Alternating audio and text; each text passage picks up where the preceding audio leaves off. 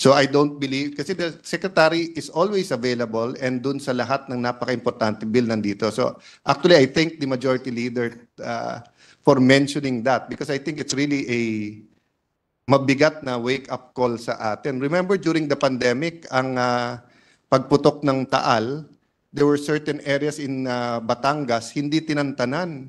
Yung area nung majority leader, 'di ba, yung bandang Laurel, Agoncillo, Laurel, Balete, yes, Lemery. banda doon sa Laurel, tinamaan na sila ng Taal, tinamaan ng pandemic, and then during the pandemic, nagkaroon pa ng, was it African swine flu? Basta sunod-sunod talagang tinamaan sila, tapos minsan 'di ba yung fish kill pa sa area. So may mga areas na hindi siya sa gitna ng media activities kasi hindi siya Metro Cebu, Metro Davao, Metro Manila. Pero talagang bugbog sila sa sa calamities, and in the same manner na ito talaga ang advocacy ng ating majority leader when he was in MMDA. He, thank God, walang major earthquake sa Metro Manila, pero he never forgot to remind us to prepare. At kasama din dyan yung mga drills. But more than preparing is also to prevent. No? And that's what this modernization bill is about. No? How we can mitigate disaster risk, how we can prepare, how we can also, well, hindi naman talaga prevention ng eruption ng volcano, but how we can take care of nature better. No? Thank you, Mr. President. That's why we have to pass this measure urgently because every time we invite again Secretary Solidum, I'm afraid a volcano again will erupt. So just a statement. I yield to our good minority leader. Before that, Mr. President, parang Senado din pala, there are 24 active volcanoes. So tayo, there are 23 active senators kasi yung isa nasa DepEd na. Okay? But only 10 active volcanoes are monitored. And only 2 have monitoring systems, Taal and Mayon. Then there are another 27 potentially active volcanoes. So just to give you an example, no, Taiwan is only 36,197 square kilometers, but they have 194 seismic stations as of 2019. Ang Pilipinas, 300,000 square kilometers. And so far, we only have 125. No? So, just to emphasize kung gaano ka importanteng mapasa itong bill na to. May I now yield to any questions that the good and busy and hardworking minority leader who's been standing for the last 2 hours? No, Mr. President. It's okay, Mr. President. This is a laudable measure, Mr. President, the objective of which is to modernize our Philippine Institute of Volcanology and Seismology.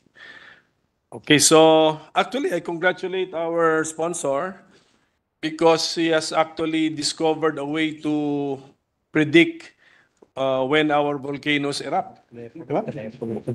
I think we have this, kasi earthquakes cannot be predicted. I don't know if volcanic eruptions can be predicted, pero I think we have found a way.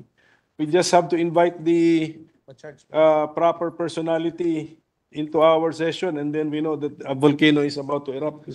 Again, Mr. Minority Leader. If it comes. No, I don't believe in coincidences, but if you remember yesterday, dapat yung konektadong Pinoy tayo today, next week pa to.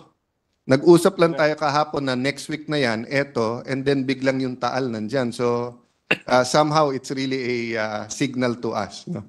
Sige po. We welcome Secretary Solidum in our midst, Mr. President. Well, Mr. President, siguro ang unang tanong is, what is the state of PHIVOLCS, Mr. President? Its current state. That what is it supposed to do that it cannot do, or what best practices should it be observing that it cannot observe, Mr. President?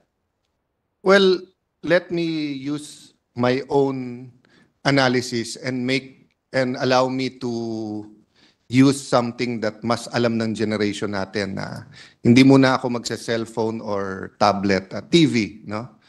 So, ang PBOX ngayon ay parang TV na functional.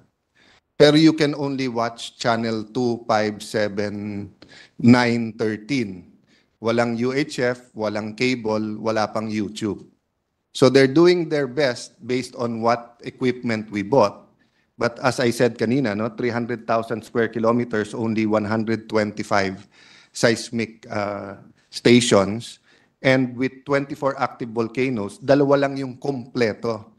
And we will, with the permission of the minority leader, insert into the records or show, maybe before we vote on this, may ibang volcano na pagka nagkaroon ka ng pagputok or eruption, yung travel in that area, yung air travel for example, maapektuhan. Correct. So whether we talk about movement of people or goods or even communication, their safety, etc., napaka far-reaching nung bill na to. So I would really, it's just like what Pag-asa was 10, 15, 20 years ago before the modernization. Parang they're functioning, they're helping, they're doing the best that they can. Having said that, they can do much better if we give them the right equipment. But just like our nurses, our pilots, medyo napag-iwanan na rin kasi yung salary grade o yung benefits, and medyo nagiging in demand sa buong mundo ang certain qualification or fields, no, ng profession or background na kailangan natin dito sa PBOX. So pag hindi natin to in-adjust, patriotic as they may be, you also owe allegiance to your family and make sure that your family gets a better future. So parang gusto nating unahan na rin yung hindi na magkaroon ng exodus katulad nung nangyari nang dumami ang airlines all over the world. Marami tayong piloto ng Air Force na napaka-patriotic pero napakalaki din ng opportunity, umalis sila. So that's the only thing I can add, Mr. Minority Leader, Mr.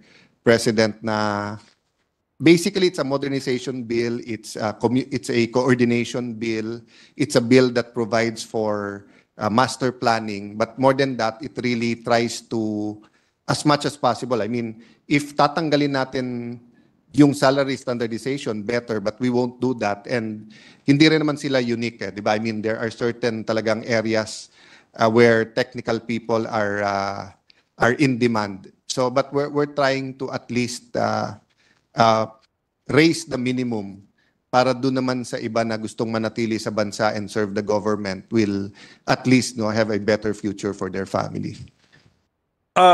So the sponsor mentioned that the Philippines has an area of 300,000 square kilometers with only 125 seismic stations. Paano po ba dinidecide yung number of seismic stations? Do you look at the area or you look at the specific geographic features of the archipelago, Mr. President? So, and then second question siguro is given the Philippines geography, what would be the ideal number of seismic stations for the country? So it's a very good question because there's a difference between seismic stations and complete monitoring systems. So for the seismic stations, you really look at the area, and then for the complete monitoring systems, of course, you look also at the circumstance, di ba? Kung may active volcano, for example, doon. Tapos because they have to also use wisdom, pagka mas active and then mas urbanized, mas binibigyan din ng priority. So the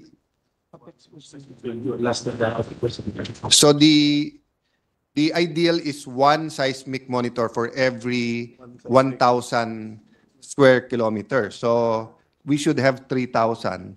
So we should have 300 seismic station. But if you look at Singapore, I mean Taiwan, they went over the ideal. So they nag-over sila. I would assume like Japan na maraming. What's the the function of a seismic station? What is it? It registers earthquakes and it will be able to plot the epicenter accurately. And yung sa immediate, syempre yung pag nalaman mo yung epicenter, yung warnings din, for example, sa aftershocks. Diba? So, Yes. for example, lahat tayo, I think we remember where we were nung malaking 1990 na, Earthquake, yeah. diba? And then, of course, while Baguio was heaviest hit, it was Nueva Ecija was one of the epicenters. So, it's just easier to, to help and to warn and to issue warnings if we know where it is. So for example, as the director has been telling me now, pag offshore siya, essential yan sa warning kasi kung may tsunami naman or Correct, yes. So, yeah, so yung seismic station, it's there is an ideal ratio